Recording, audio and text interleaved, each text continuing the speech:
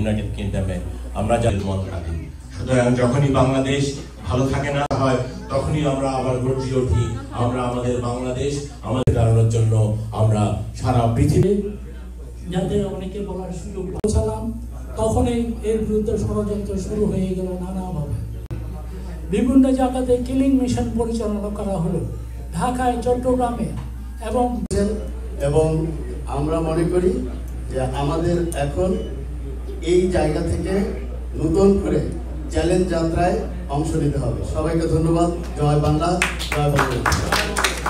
আমরা আমাদের অনুষ্ঠানের কার্যক্রম আমাদের মাঝে আর অনেকেই উপস্থিত হয়েছেন, অনেকে সঙ্গত কারণে নাম না জানার কারণে অনেকে সবাইকে আমি শুভেচ্ছা জানাচ্ছি, সহযোদ্ধাদের অভিবাদন জানাচ্ছি। বাংলাদেশে কি ঘটছে আমরা সবাই জানি, এবং প্রতিদিন প্রতি মুহূর্তে প্রতিটা সর্বনাশা খবর আমাদেরকে ভেতরে ভেতরে ধ্বংস করে দেয়, পুড়ে খায়, আমাদের অন্তর দহন হয়, আমাদের বুকের ভেতরে রক্ত ঝরে। আমি স্পষ্ট করে জানি, আমি সেই কথা পুনরাবৃত্তি করব না। আজকের এই সুযোগে আমি একটি তথ্য পড়ে শোনাবো। হ্যাঁ, কয় মিনিট লাগবে তো, বোধহয় মিনিট 3 লাগার কথা আর কি। হ্যাঁ, একটা সেকেন্ড, কোথায় হারিয়ে ফেললাম।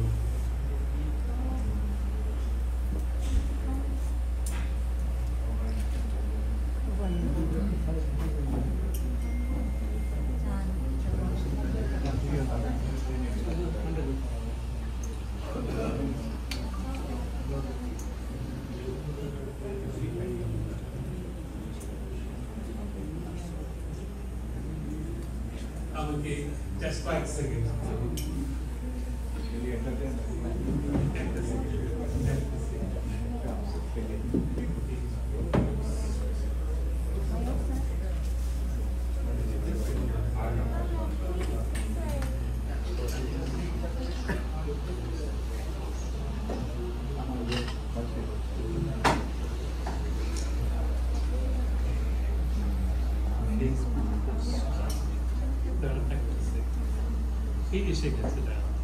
আমার বক্তব্য কিছু বেশ করার নেই।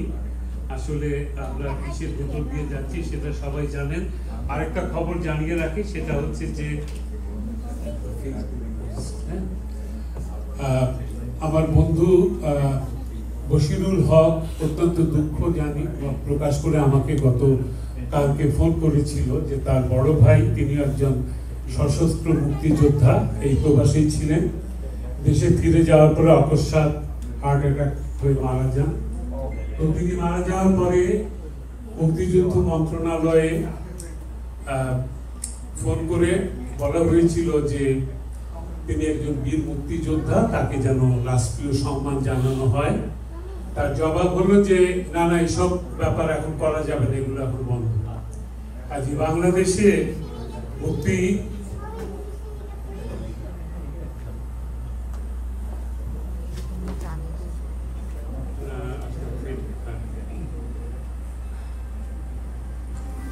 মুক্তিযোদ্ধাদের আমরা এখন চলে যাওয়ার সময়, আমরা অনেকেই চলে যাচ্ছি, আমাদের আয়ু শেষ হয়ে আসছে, এটা সত্যি কথা।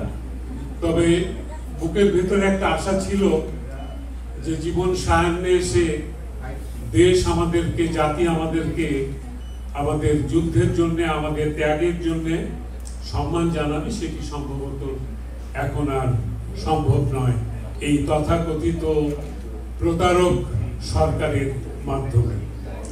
আমি যে তথ্যটা পড়ে শোনাতে চাচ্ছি, একটা জিনিস এরা প্রচন্ড রকম ভাবে প্রচার করে চলেছে, এবং একটা শব্দ ফ্যাসিস্ট সরকার, শুনতে শুনতে কান ঝালাপালা হয়ে গেছে। কত নিষ্ঠুর, কত খারাপ, কত জঘন্য ছিলেন। গত 3rd টার্মিনাল, হাতির ঝিল প্রকল্প, পূর্বাচল 300 ফিট, উড়াল সেতু নির্মাণ, বঙ্গবন্ধু যমুনা সেতু, যমুনা রেল সেতু, সমুদ্র সীমা বিজয়, বঙ্গবন্ধু স্যাটেলাইট, রূপপুর পারমাণবিক বিদ্যুৎ কেন্দ্র, Karnaphuli tunnel, Cox's Bazar rail line, Cox's Bazar আন্তর্জাতিক বিমানবন্দর, ঢাকা ও চট্টগ্রাম এক্সপ্রেসওয়ে, পায়রা বিদ্যুৎ কেন্দ্র, রামপাল বিদ্যুৎ কেন্দ্র, মাতারবাড়ি তাপ বিদ্যুৎ কেন্দ্র, 119টি বিদ্যুৎ কেন্দ্র স্থাপন, পায়রা সমুদ্র বন্দর, 100টি ইকোনমিক জোন, 560টি মডেল মসজিদ, 1681টি মাদ্রাসা ভবন নির্মাণ, কওমি মাদ্রাসার স্বীকৃতি, উন্নয়নশীল দেশে উন্নীতকরণ, রোহিঙ্গাদের আশ্রয় দান, সমস্ত দেশকে রেলওয়ের আওতায় আনার উদ্যোগ, ফ্লাইওভার নির্মাণ, মহাসড়কগুলো 4, 6 ও 8 লাইনে উন্নীতকরণ, এশিয়ান হাইওয়ে রোড প্রকল্প, ঘরে ঘরে বিদ্যুৎ ফ্লাইওভার নির্মাণ, নদী ভাঙ্গন রোধ প্রকল্প, শ্রমিকদের মজুরি বৃদ্ধি, বয়স্ক ভাতা, মাতৃকালীন ভাতা, বিধবা ভাতা, মুক্তিযোদ্ধা ভাতা, শিক্ষা ভাতা, প্রতিবন্ধী ভাতা, স্বামী পরিত্যক্ত ভাতা, জেলেদের খাদ্য সহায়তা, ইমামদের ভাতা, বৈশাখী ভাতা, ডিজিডি কার্ড, ডিজিডি কার্ডটা কি আমি ঠিক জানি, ভিজিএফ কার্ড, ওএমএস কর্মসূচি, 10 টাকা মূল্যে চাল বিতরণ, বিনামূল্যে বই, কমিউনিটি ক্লিনিকের মাধ্যমে স্বাস্থ্য সেবা, দেশের রপ্তানি আয় বৃদ্ধি, মাথাপিছু আয় বৃদ্ধি, বিভিন্ন শিক্ষা প্রতিষ্ঠান জাতীয়করণ, আরবি বিশ্ববিদ্যালয় স্থাপন, শেখ হাসিনা বার্ন হাসপাতাল, প্রতিটা ইউনিয়নে ডিজিটাল তথ্য সেবা, মোবাইল ও ইন্টারনেট সেবা বৃদ্ধি, কর্মসংস্থান সৃষ্টি, কৃষিতে সফলতা, নারীর ক্ষমতায়ন, বৈদেশিক মুদ্রা রিজার্ভ বৃদ্ধি, মাতৃকালীন ছুটি বৃদ্ধি, ছিটমহল সমস্যার সমাধান, দেশের বিভিন্ন স্থানে বিনোদন কেন্দ্র নির্মাণ, একটি বাড়ি একটি খামার প্রকল্প, দেশব্যাপী বহুতল আদালত ভবন নির্মাণ, মেরিন ড্রাইভ নির্মাণ, গ্রাম আদালত কার্যকর, ডিজিটাল পাসপোর্ট, মোবাইল ব্যাংকিং চালুকরণ, 1458টি প্রাথমিক বিদ্যালয় স্থাপন, 26,193টি প্রাথমিক বিদ্যালয় সরকারিকরণ, কম্পিউটার ল্যাব ও মাল্টিমিডিয়া শিক্ষা ক্লাস চালুকরণ, হিজড়াদের তৃতীয় লিঙ্গ কর্মসংস্থান সৃষ্টি, এছাড়াও আরো উন্নয়নমূলক কর্মকাণ্ড রয়েছে যেখানে এই লিস্টের মধ্যে নেই। তো অ্যাটমিক এনার্জি বলেছি, হ্যাঁ, পারমাণবিক বিদ্যুৎ কেন্দ্র বা এসব যেটা হয়েছে। তো এই হলো গিয়ে 15 বছরে, মাত্র 15 বছরে একটি স্থিতিশীল সরকারের অ্যাচিভমেন্ট এই উন্নয়নটা। আমাদের দেশের যে বস্ত্র শিল্প যেটা আমরা রপ্তানি শিল্প, আজকে সেই যেটা নির্ভর করছিল আমাদের মেয়েদের পরিশ্রমের উপরে, আজকে 70% এই যে বস্ত্র শিল্পের যে ইন্ডাস্ট্রি সেগুলো বন্ধ হয়ে গিয়েছে। এই মেয়েরা ঘরে ফিরে গিয়েছে, এরা কি করে এদের সংসার চলছে আমি জানি না। এদের উপার্জনে এদের সংসার, এদের সবার ভরণ পোষণ চলছিল, এই সব কিছু এখন বন্ধ হয়ে গেছে। এখন মেয়েদেরকে ঘরের ভেতরে বন্দি করার যে চক্রান্ত চলছে সে আপনারা সবাই জানেন। তো কি কি ধ্বংস হয়েছে সেটারও একটা লিস্ট আছে, সেটা আমি এই পোস্টে, যেটা অগাস্টের 3 বা 4 তারিখ আমি পোস্ট করেছিলাম, মিঠু তুমি হয়তো জানো, সেই লিস্টটা আমি এখন আর পড়ে এখানে আপনাদের বিরক্তি উৎপাদন করতে চাই না। সেটার একটা দীর্ঘ লিস্ট আছে। মাত্র 2 সপ্তাহের ভেতরে পুরো বাংলাদেশের যা কিছু অ্যাচিভমেন্ট, যা কিছু উন্নয়ন স্থাপনা, সরকারি স্থাপনা, আমাদের জনগণের পয়সায় নির্মিত সরকারি স্থাপনা সব ধ্বংস করে দিয়েছে এরা। এখানে শুধু জাহাজে করে চোরাই ভাবে অস্ত্র আসতেছে। এই অস্ত্রের বিপক্ষে আমি কিন্তু মনে করি একমাত্র পথ সশস্ত্র বিপ্লব। এখানে সিলু বাঙালি বীর মুক্তিযোদ্ধা বলে গেছেন, তাজুল ইমাম ভাই বলে গেছেন, 1971 সালের স্বাধীনতার পর আমাদের নেতৃবৃন্দরা, ওই যে কলকাতার ভাই বলে গেছেন যে আমরা হিন্দু না মুসলমান, বৌদ্ধ খ্রিস্টান, আমরা সবাই এক।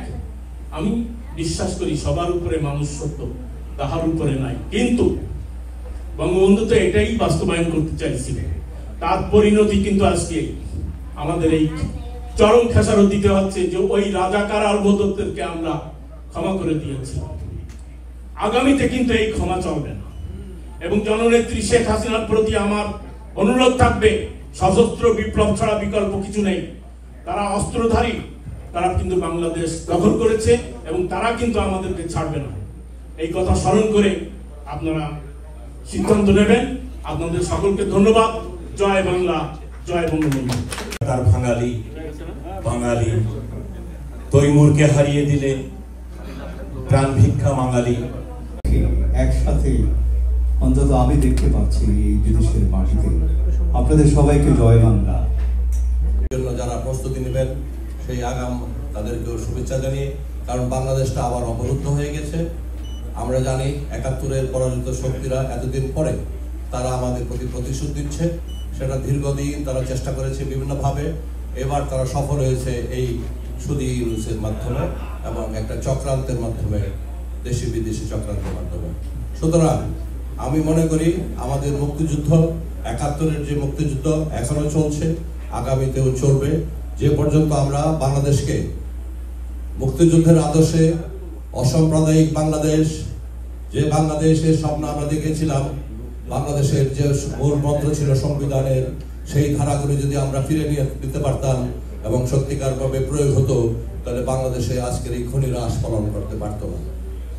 সুতরাং ঐতিহ্যবাহী আওয়ামী লীগ, যে আওয়ামী লীগের মাধ্যমে বাংলাদেশের জন্ম হয়েছে, ভাষা আন্দোলনের নেতৃত্ব দিয়েছে এবং ৬ দফা সহ বিভিন্ন আন্দোলন, ৬৯-এর গণ অভ্যুত্থানই ছিল আমাদের। ৬৯-এর গণ অভ্যুত্থানের পর ৭১-এর মুক্তিযুদ্ধ নেতৃত্ব দিয়েছিলেন আমাদের মহান জাতির পিতা, আমাদের বাঙালি জাতির সবচেয়ে যিনি আমরা যাকে মনে করি, সেই ব্যাপারে একটা নির্দেশ দিবেন। সবাইকে ধন্যবাদ। জয় বাংলা, জয় বঙ্গবন্ধু। ধন্যবাদ বিশিষ্ট মুক্তিযোদ্ধা। কি করে একের পর এক লাইসেন্স নেয়?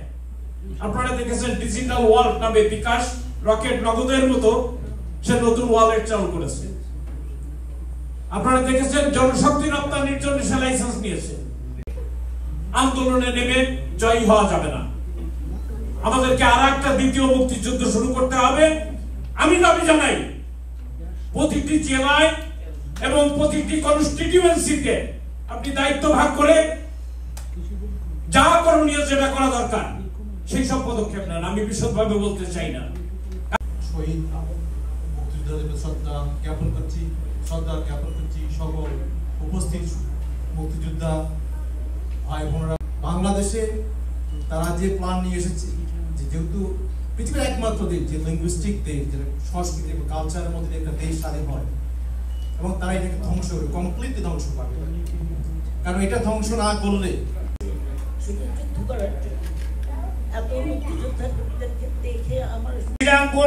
যারা দুবাই পোর্ট মেইনটেইন করে সে আমেরিকান কোম্পানি। আপনি আমেরিকা থেকে এই যে জাহাঙ্গীর ভাই ছিলেন, আমেরিকা থেকে নিয়ে মার্কিন রাষ্ট্রদূত, তাকে বানানো হচ্ছে সংবিধানের চেয়ারম্যান, সংবিধান বর্ণন কমিটি। খলিলুর রহমান প্রতিরক্ষা মন্ত্রণালয়ের দায়িত্ব দেওয়া হয়েছে, সেও মার্কিন নাগরিক। তাহলে এগুলো সম্পূর্ণ পরিকল্পিত করা। প্রতিটা উপজেলায়, প্রতিটা জেলায় 10 জন করে মন্ত্রী হওয়ার যোগ্য লোক থাকে, 10 জন করে প্রতিটা উপজেলায় নেতা আছে। আপনি 1, 2, 3 চুরি ডাকাতি করছেন, যেগুলো বাদ দেন, বাকিগুলো চেয়ে নেন। কত বড় বড় লোক মূল্যায়ন হয় নাই। আজকে এত বড় বড় ব্যারিস্টাররা কোথায়? কোথায় ব্যারিস্টার আমির ইসলাম? কোথায় ডক্টর কামাল হোসেন? কোথায় ব্যারিস্টার রকুনুদ্দিন মাহমুদ? কোথায় ব্যারিস্টার শফিক? কোথায় ব্যারিস্টার তানিয়া আমির? এরা তো সব আওয়ামী লীগের প্লেয়ার ছিল একজন। তাহলে আজকে কেন ওরা আওয়ামী লীগের পক্ষে কথা বলতেছে না? এটি আজকে কাজ করতে হবে। ঠিক তেমনি ভাবে যারা ছাত্র নেতা ছিলেন, ফজলু ভাই মনের দুঃখে গেছেন, উনি এমনি কিশোরগঞ্জ বিএনপির সভাপতি হন। ভাই মঞ্জুর হোসেন ভাই দাঁড়ান, আমি পরিচয় করে দিচ্ছি। আমাদের সংগ্রামের আগামী দিনগুলোর কর্মপদ্ধতি আমাদের নির্ধারণ করতে হবে। সুতরাং আমরা মনে করি আমরা ঐক্যবদ্ধ থাকলেই শুধুমাত্র আমাদের এই প্রচেষ্টাতে আমরা সফল হতে সক্ষম হব। এই পর্যায়ে আমি বক্তব্য রাখার জন্য অনুরোধ জানাচ্ছি মঞ্চে উপবিষ্ট বঙ্গবন্ধু ফাউন্ডেশনের সংগ্রামী সিনিয়র সহসভাপতি হাজী জাফরুল্লাহকে আমি সংক্ষিপ্তভাবে দুটি কথা বলার জন্য অনুরোধ জানাচ্ছি। হাজী জাফর। নিন্দা জানাচ্ছি। অবিলম্বে সকল মুক্তিযোদ্ধাদের নিঃশর্তে মুক্তি দিতে হবে। মবের সঙ্গে জড়িত সকল রাষ্ট্রীয় সন্ত্রাসের বিচার বিভাগীয় তদন্ত দাবি করছে। দেশের এই দৈন্যদশা তখনই আমাদের এক হয়ে একত্রিত হয়ে কাজ করতে হবে, সেটারই নিদর্শন আজকের এই মুক্তিযোদ্ধা সমাবেশ বঙ্গবন্ধু ফাউন্ডেশন। আজকে আসলে বক্তৃতা করার দিন নয়, আপনাদের বহু প্রশ্ন থাকবে, সেই প্রশ্নের উত্তর আমরা ভবিষ্যতে দেব, কিন্তু কি হচ্ছে সেই বিষয় নিয়ে কিছু বলা খুব জরুরি। আপনারা যারা এখানে উপস্থিত রয়েছেন, বাংলাদেশের মুক্তিযুদ্ধে যারা সম্মুখ সমরে অংশগ্রহণ করেছেন, সেই বীর মুক্তিযোদ্ধাগণ, আপনারা জানেন যে 5ই অগস্টের পর থেকে বাংলাদেশের বীর মুক্তিযোদ্ধাদের যারা পরলোক গমন করছেন তাদেরকে রাষ্ট্রীয়ভাবে সম্মান দেওয়া হচ্ছে না। আমি আজকের সভার সভাপতির অনুমতি ক্রমে এই সভায় উপস্থিত সকল মুক্তিযোদ্ধাদের জন্য এবং যারা গত 5ই অগস্ট থেকে পরলোক গমন করেছেন এবং তাদের জন্য রাষ্ট্রীয় সম্মান দেওয়া হলো না, তাদের জন্য দাঁড়িয়ে সম্মান প্রদর্শনের জন্য অনুরোধ করব। জয় বাংলা, জয় বঙ্গবন্ধু। ধন্যবাদ আপনাদের সকলকে। যে বিষয়টি নিয়ে কথা বলতে চাই সেটা হলো, দিলীপ নাথ একটু আগে বলে গেলেন, আমি দিলীপ তার কথা থেকে বলে যাচ্ছি। মেটিকুলাসলি ডিজাইন শব্দটা, এই শব্দদ্বয় বাংলাদেশে খুব কম ব্যবহৃত ছিল। আমরা যারা ইংলিশে কাঁচা তারা জানতামই না, যারা আপনারা ইংলিশে পারদর্শী তারা এই শব্দদ্বয় ব্যবহার করতেন না। এই শব্দদ্বয় পৃথিবীতে বাঙালির ইতিহাসে, বাংলাদেশের এই যে অরাজকতার ইতিহাসে নিজেই নিউ ইয়র্কে বসে বলে গেছেন, মেটিকুলাসলি ডিজাইন করে বাংলাদেশের ক্ষমতা দখল করা হয়েছে, ডাকাতি করা হয়েছে। সেই ক্ষমতা দখলদারীদের উনি নিজেই বলছেন এটা একদিনে ঘটেনি, এক রাতে ঘটে নাই। দিলীপ নাথ বলে গেছেন যে তথ্যটা, যে এখন স্টেট ডিপার্টমেন্ট সহ হোয়াইট হাউস এবং বিভিন্ন অন্যান্য সংস্থা যেমন ইউনাইটেড নেশনস, সেখানে এখন আর বাংলাদেশের সরকারের বিরুদ্ধে তেমন কোনো অভিযোগ পড়ে না, সর্ববই সত্য। কিন্তু তার পিছনে একটা কারণ রয়েছে। কারণ হলো meticulously designed and funded. It was not everybody from Bangladesh. It was some of these meticulously designed people. They were sitting everywhere in the world. And তাদের সকাল টু সন্ধ্যা 8 ঘন্টা থেকে 12 ঘন্টা ওভারটাইম পেই, and তারা এই রিপোর্টগুলো সব সময় করতো, যেটা আমরা করছি না। আমরা কি করছি? আপনাদের কাছে প্রশ্ন, আমরা কি করছি? কেউ কি এখানে কোনো রিপোর্ট করেছেন গত 5ই অগস্টের পর থেকে? আমরা করিনি। যে কাজটা আমরা করছি সেই কাজও আজকের যে উদাহরণ যে এখানে আমরা একত্রিত হয়ে ঐক্যবদ্ধভাবে কাজ করছি, সেটাও কিন্তু আমরা করছি না। আমরা বিক্ষিপ্তভাবে কাজ করছি। আমরা বিভিন্ন ধরনের প্রোগ্রাম তৈরি করে, ফটো সেশন করে পাঠাচ্ছি বিভিন্ন জায়গায় দেখানোর জন্য যে কাজগুলো করছি। কিন্তু this is not the right way, this is the way. Bangabandhu foundation আমাদের আজীবন মুক্তিযোদ্ধা, আমাদের ডক্টর নূর নবী ভাই, উনি আমেরিকান পলিটিশিয়ান, মেইন স্ট্রিমিং, পরপর 5 বারের নির্বাচিত কাউন্সিলম্যান, এবং আমাদের সম্মানিত সভাপতি। আজকের এই দুইজন ব্যক্তি নেতৃত্বে যে সংগঠন দ্বয় আজকে আমাদের সামনে নিয়ে আসলো, এইটাই হবে আমাদের পরবর্তী অ্যাকশন। আরেকটা কথা খুব গুরুত্বের সাথে বলতে চাই, আমরা যারা মনে করি যে আমরা যুদ্ধে যাব, আবারও বলছি, বীর মুক্তিযোদ্ধাগণ, আপনাদের কাছ থেকে এসেছি আজকে গল্প শোনার জন্য। কারণ 71 সনের শিশু ছিলাম, তাই তখনকার মুক্তিযুদ্ধে ফিজিক্যালি অংশগ্রহণ করা মানসিকভাবে যদিও ইচ্ছা হয়তো বা থাকে, কিন্তু একজন শিশুর পক্ষে সম্ভব নয়। কিন্তু আজকে যারা আমার বয়সী, এখানে যারা আমার বয়সী 55 and older or less, আপনাদের সুযোগ এসেছে। আমরা কিন্তু ইতিমধ্যে যুদ্ধে লিপ্ত, বাংলাদেশ বেদখল। এই দেশকে আমাদের এই যুদ্ধ শুরু হয়ে গেছে 5ই অগস্টের পর থেকে। এই যুদ্ধে আমরা বিভিন্ন সেক্টরে কাজ করছি। আমরা যেমন আজকের মুক্তিযোদ্ধা সমাবেশে আমরা গল্প শুনবো কিভাবে আপনারা মুক্তিযুদ্ধ করেছিলেন। সেটা শুধুই গল্পের জন্য নয়, শোনার জন্য নয়, পরিকল্পনার জন্য। আমরা ভবিষ্যতে বাংলাদেশকে কি করে আবারও আমাদের এই বাংলাদেশকে ফিরিয়ে আনবো। যে বিষয়গুলো ঘটে, দেখুন আমরা আমাদের একজন বীর মুক্তিযোদ্ধা বলে গেলেন বাংলাদেশের গত যে সরকারকে মেটিকুলাসলি ডিজাইন করে সরিয়ে দেওয়া হলো সেই সরকার কি উন্নয়ন করেছেন। কিন্তু আপনারা জানেন যে মেটিকুলাসলি ডিজাইন ডক্টর ইউনূস তিনি একজন ক্রিমিনাল মাইন্ড। আপনারা যারা চট্টগ্রামের, ওনার বাড়ির পাশে ওনার বাড়ি, ওনারা জানেন যে শিশুকালী উনি একটা শিশু ম্যাগাজিন চুরি করেছিলেন, সেটার সাথে উনি যুক্ত। He is a criminal minded, born criminal. এবং এইসবগুলো আপনারা কোথাও লিখছেন না, আমি ইমেল পাঠান, কারণ ওনার তো অন্য কাজ রয়েছে, তাই না? আপনারা এই সংগঠিতভাবে কাজগুলো করতে হবে।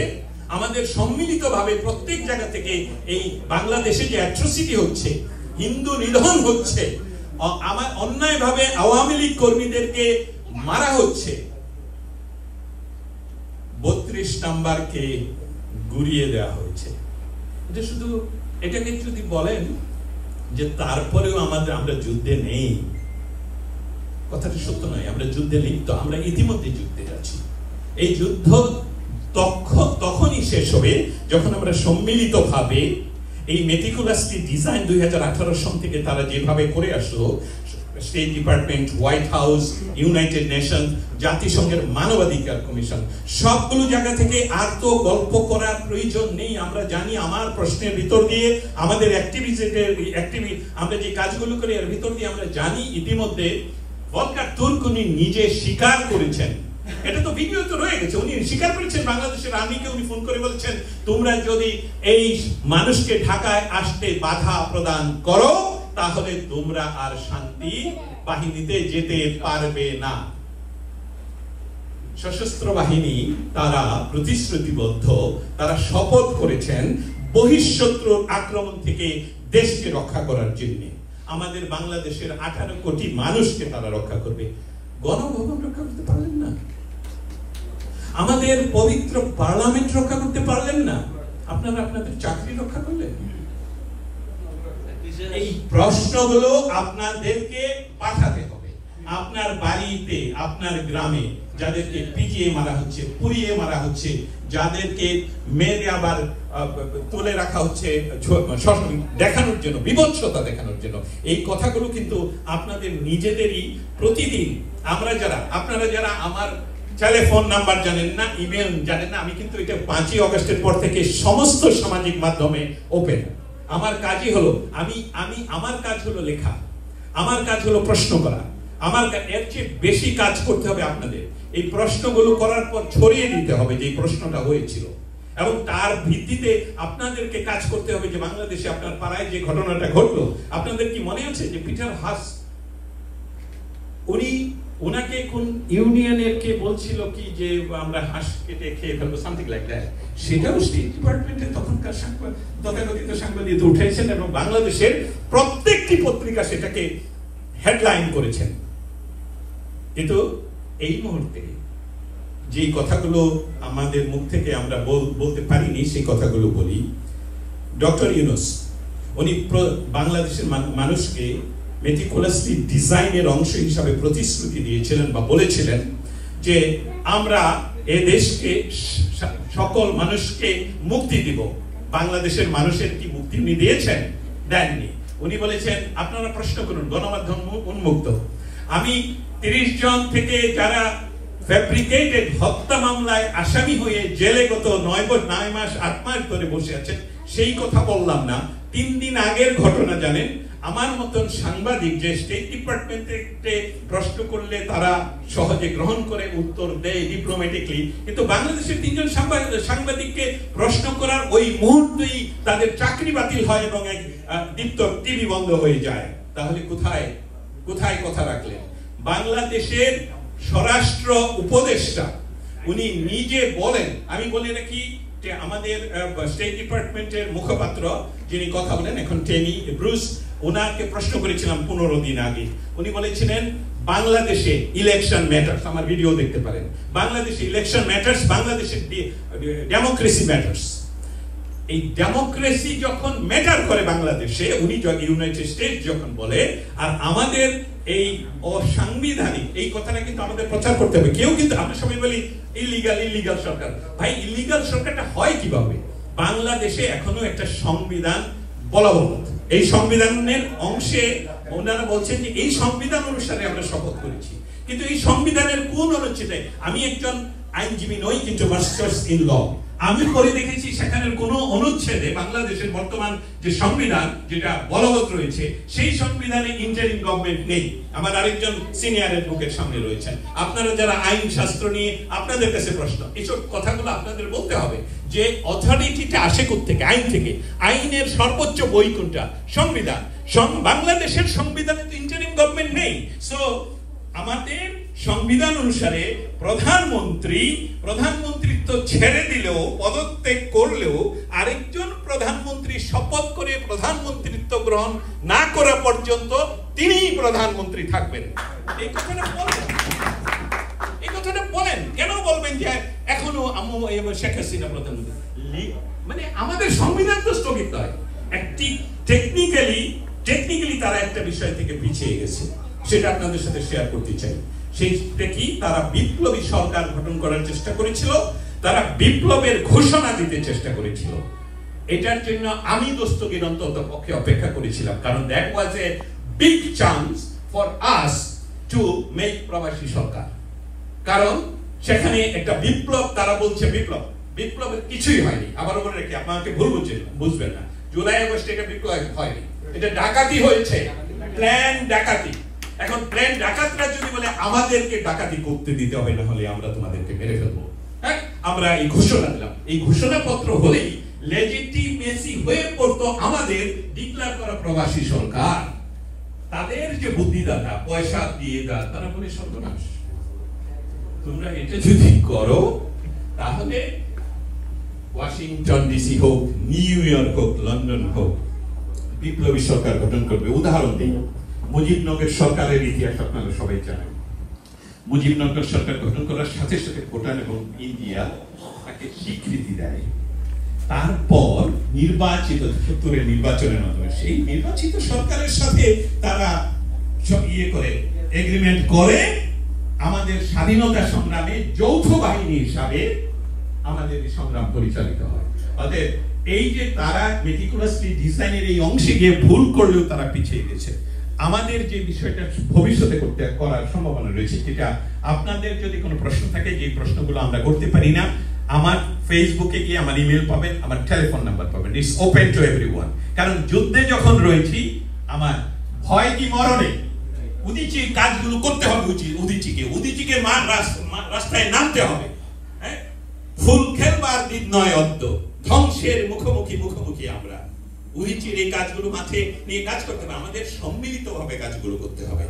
আর সর্বশেষ নেতৃত্বের যে কথা আপনারা বলছেন, আপনারা যে মুক্তিযোদ্ধারা, আপনাদের প্রতি আমি যেটা বলতে চাচ্ছি সেটা হলো যে শ্রদ্ধার সাথে আপনারা আমাদেরকে নেতৃত্ব দিবেন। আপনারা ডক্টর নুরুল নবী ভাইয়ের মাধ্যমে বলতে চাচ্ছি যে আপনারা আমাদেরকে জানাবেন যে কিভাবে এই দেশটাকে আপনারা ৭১ সনে এরকম একটা ট্রেন পাকিস্তানি বাহিনীর বিরুদ্ধে যুদ্ধ করে স্বাধীন করেছিলেন। বঙ্গবন্ধু মরে নাই। ৭ই মার্চের ভাষণ শুধু ওই দিনের জন্য ভ্যালিড নয়, উনি সেদিন এই ভাষণে ৩টি অংশ স্পষ্ট করে বলেছেন। আজ দুঃখ ভারাক্রান্ত মন নিয়ে আপনাদের সামনে হাজির হয়েছি, ইতিহাস। তারপরে বলেছেন যে সংগ্রাম তিনি করেছেন বাংলাদেশের মানুষের, বাঙালির স্বাধিকার আন্দোলনের যে চেষ্টা তিনি করেছেন, তারা পশ্চিম পাকিস্তানিরা সেটা মানে নাই। লাস্ট অংশ খুব সংক্ষেপে বলছি কারণ সময়ের সম্পদ। লাস্ট অংশটা নির্দেশনা। এই নির্দেশ ছিল আজ থেকে এই বাংলাদেশের পূর্ব বাংলা থেকে ১ পয়সাও পশ্চিম পাকিস্তানে চাল হতে পারবে না। ঠিক মনে আছে আপনাদের? সেটা কি সেই দিনের জন্য বেরিং, আজকের জন্য বেরিং? আজকে যখন পাকিস্তান, যেটা দেউলিয়া রাষ্ট্র, সেই রাষ্ট্র তাদের প্রধানমন্ত্রীরা বলে, উর্দুতে বলে, আমি উর্দু পারি না, তারা বলে যে আমাদের আর কিছু চাই না, আমরা আপনাদেরকে বাংলাদেশ বানিয়ে দাও। আমাদের কুসাংবাদিকেরা যায় ওই দেশে ভিজিট করতে, যাদেরকে আমি মনে করি না, সেখানে বঙ্গবন্ধু জীবিত, আমাদের নেতা রয়ে গেছে। আমাদের এই বঙ্গবন্ধুর যে আদেশ আমাদের উপরে, সেই আদেশ এখনো ভ্যালিড। আমাদের যার যা কিছু আছে আমার কলম আছে, আমি সংগ্রামে লিপ্ত, আমার প্রশ্ন করার অধিকার আছে, আমার সংগ্রামে লিপ্ত। কিন্তু আপনি যে ঘুমিয়ে আছেন, যারা এখানে ঘুমিয়ে আছেন, এখনো সংগ্রাম করছেন না, আপনাদের কাছে করজোড়ে অনুরোধ করি, আপনারা জেগে উঠুন, আমরা যুদ্ধে লিপ্ত।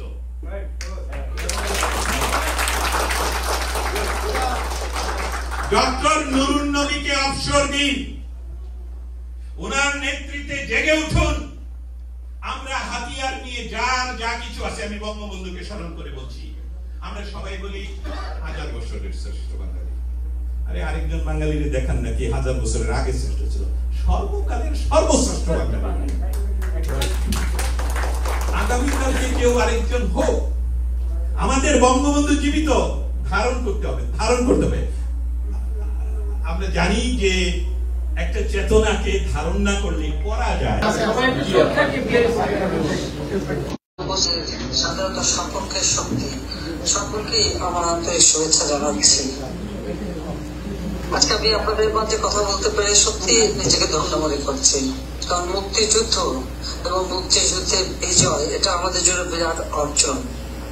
আমাদের মহান নেতা জাতির পিতা বঙ্গবন্ধু শেখ মুজিবুর রহমান বাংলাদেশের পীড়িত মানুষের ভাগ্য পরিবর্তনের জন্য, শোষণ বঞ্চনা থেকে মানুষকে মুক্তি দেওয়ার জন্যই আজীবন সংগ্রাম করেছেন। সেই 48-এর ভাষা আন্দোলন থেকে শুরু করে 71-এর মুক্তিযুদ্ধের মধ্য দিয়ে আমাদের বিজয় অর্জন হয়। জাতির পিতা বঙ্গবন্ধু শেখ মুজিব আমাদেরকে স্বাধীনতা দেন এবং জাতি হিসেবে আত্মপরিচয় সুযোগ দেন।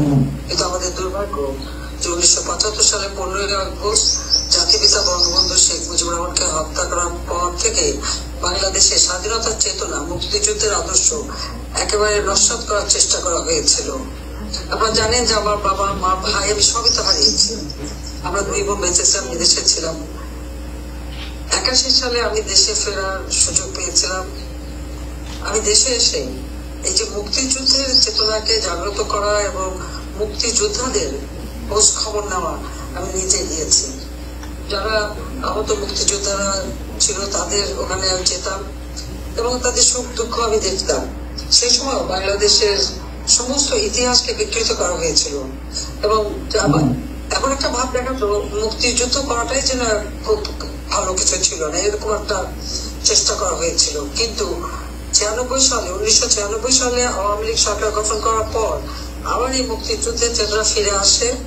জাতির পিতা প্রদত্ত সংবিধানের মাধ্যমে আমরা দেশকে আর্থসামাজিক উন্নয়নের পথে যেমন এগিয়ে নিয়ে যাই, সেই সাথে সাথে মুক্তিযোদ্ধাদের মর্যাদা আমি দিয়েছিলাম যে কোনো মুক্তিযোদ্ধাকে কেউ কোন রকম অবজ্ঞা করতে পারবে না। এবং মুক্তিযুদ্ধ যে আমাদের সব থেকে বড় একটা অর্জন, যে জাতির পিতা বঙ্গবন্ধু শেখ মুজিবুর রহমান 7ই মার্চের ভাষণে বলেছিলেন যার যা কিছু আছে তাই নিয়ে শত্রু মোকাবেলা করো। আর আমাদের বাংলাদেশের জনগণ ঠিক সেই কথা মেনে যার যা কিছু আছে তাই নিয়ে কিন্তু শত্রু মোকাবেলা করেছিল এবং বিজয় অর্জন আমরা করেছিলাম। কিন্তু আমাদের যে মুক্তিযুদ্ধের ইতিহাস, গৌরবের ইতিহাস, সেই ইতিহাসকে তুলে ধরা, আমাদের শিশু কিশোর ছাত্র ছাত্রী তারা জন্য মুক্তিযুদ্ধের ইতিহাস জানতে পারে। কারণ 21 বছর পর আমরা সরকার গঠন করি, তখন থেকে একটা দীর্ঘ সময় একটা জেনারেশন চলে গেছে যে তারা মুক্তিযুদ্ধের ইতিহাস বা মুক্তিযোদ্ধাদের যে আত্মত্যাগ, এই আত্মত্যাগটাই জানতে পারেনি।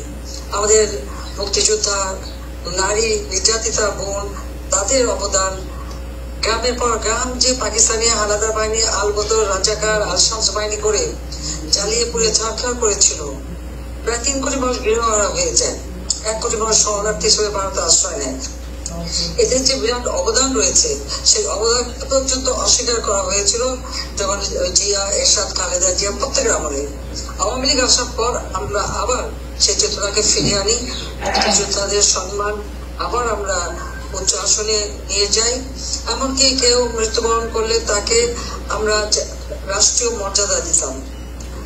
আমাদের যারা দুস্থ মুক্তিযোদ্ধা তাদের জন্য ভাতার ব্যবস্থা করেছিলাম এবং আহত মুক্তিযোদ্ধা যারা ছিলেন তাদের জন্য আমরা ফ্ল্যাট নির্মাণ করে তাদের থাকার ব্যবস্থা করে দেওয়া এবং বিনামূল্যে ঘর তৈরি করে দেওয়ার ব্যবস্থা নিয়েছিলাম। প্রত্যেকটা এলাকায় মুক্তিযোদ্ধাদের যাদের ঘর বাড়ি ছিল না তাদের জন্য আমরা গৃহ নির্মাণ করে দেওয়া শুরু করেছিলাম। সাথে সাথে মুক্তিযোদ্ধাদের সন্তানরা চাকরির ক্ষেত্রে যাতে সুযোগ পায় সেই ব্যবস্থাও আমরা করে দিয়েছিলাম। কিন্তু দুর্ভাগ্য আমাদের 2009 সালে সরকারে আসার পর থেকে 2024 সাল পর্যন্ত এই দীর্ঘ সময় ক্ষমতা থাকার সুযোগে বাংলাদেশকে আর্থসামাজিক ভাবে আমরা উন্নত করি।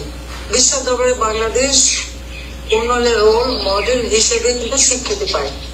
আর সেই সাথে মুক্তিযোদ্ধাদের জন্য আমি যে সমস্ত ভাতা এবং চিকিৎসা, যাতায়াত সবকিছুতে যে সুযোগ দিয়েছিলাম সেগুলি কিন্তু অব্যাহত ছিল।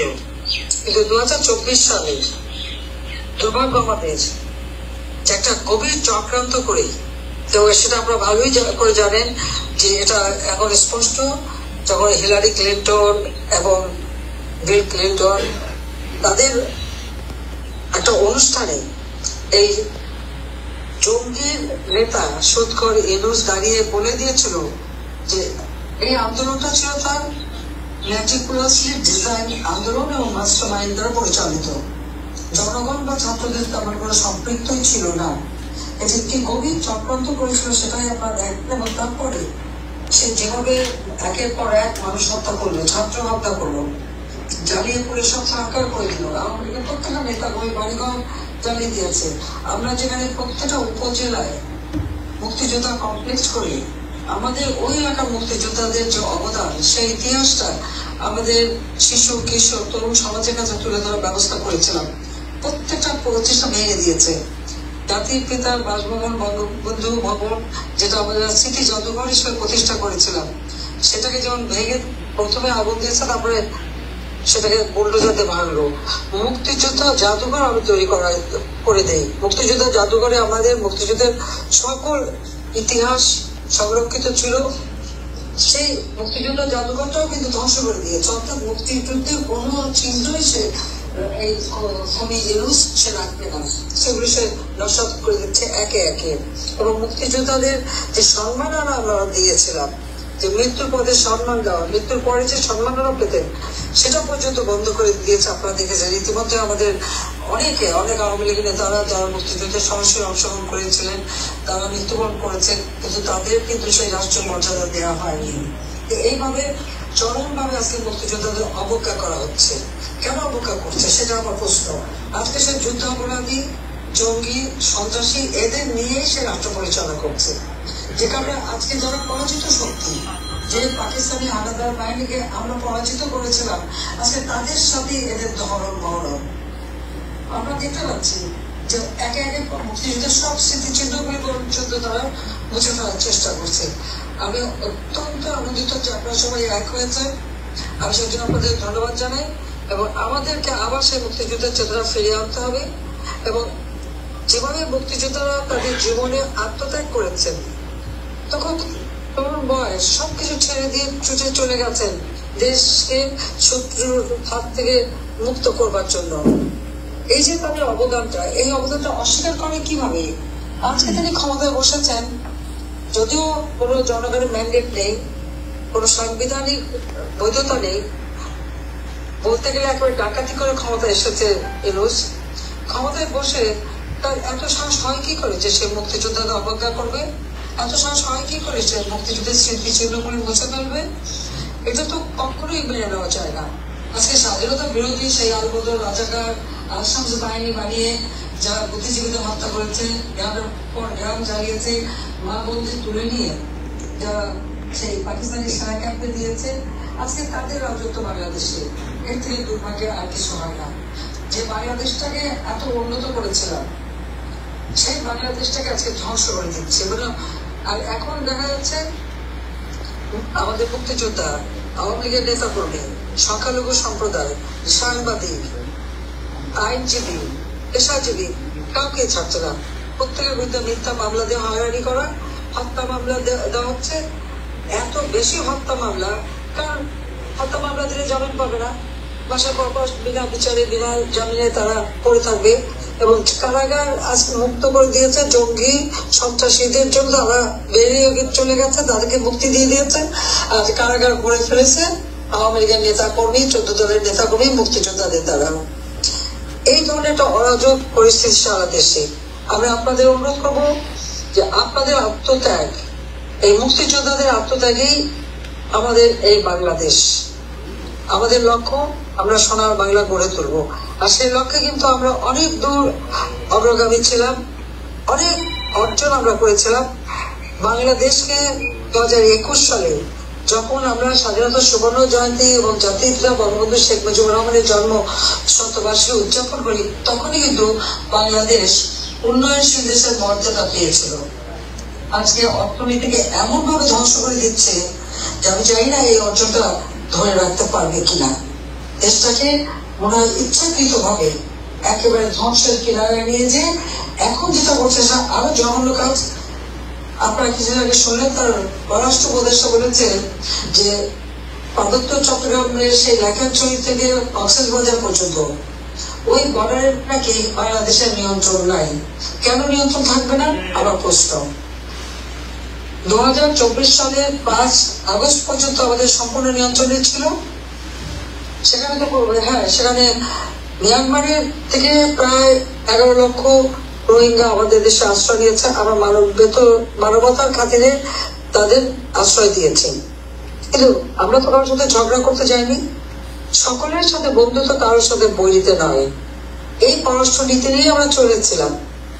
সেখানে মিয়ানমারের মধ্যে তাদের নিজেদের সংঘাত ছিল, কিন্তু সেই সংঘাতে আমরা কেন কোনো কিছু যোগ করব বা সেখানে যোগানদার হব? অন্যের ঘরে আগুন দিতে গেলে নিজের ঘরে তো পড়ে। আজকে এই সুদখোর খনি জঙ্গিবাদী এনসের কারণে বাংলাদেশের স্বাধীনতা সার্বভৌমত্ব বিপন্ন। বাংলাদেশের স্বাধীনতা সার্বভৌমত্ব বিপন্ন, সেটা আরো বলবো যে একজন উপদেষ্টা যাকে বলেছে বাংলাদেশের মানচিত্র বদলে যাবে। যে বাংলাদেশ লাখ ও শহীদের রক্তের বিনিময়ে আমরা অর্জন করেছি, আজকে সেই বাংলাদেশটাকে তারা ধ্বংস করতে চাচ্ছে। এর জন্য সকলে মিলে প্রতিরোধ গড়ে তুলতে হবে, প্রতিবাদ করতে হবে। এবং জাতির পিতা বঙ্গবন্ধু শেখ মুজিবুর রহমান যে 7 বর্ষে ভাষণ দিয়েছিলেন যে যা কিছু আছে তাই নিয়ে শত্রু মোকাবেলা করতে হবে, আমাদের এখন সময় এসেছে যা কিছু আছে তাই নিয়ে এই খুনি এলোচের এই দুঃশাসন থেকে জাতিকে মুক্ত করতে হবে। মানুষের জীবনে শান্তি নাই, নিরাপত্তা নাই, শান্তিতে ঘুমাতে পারে না, চুরি ডাকাতি ছিনতাই প্রতিনিয়ত।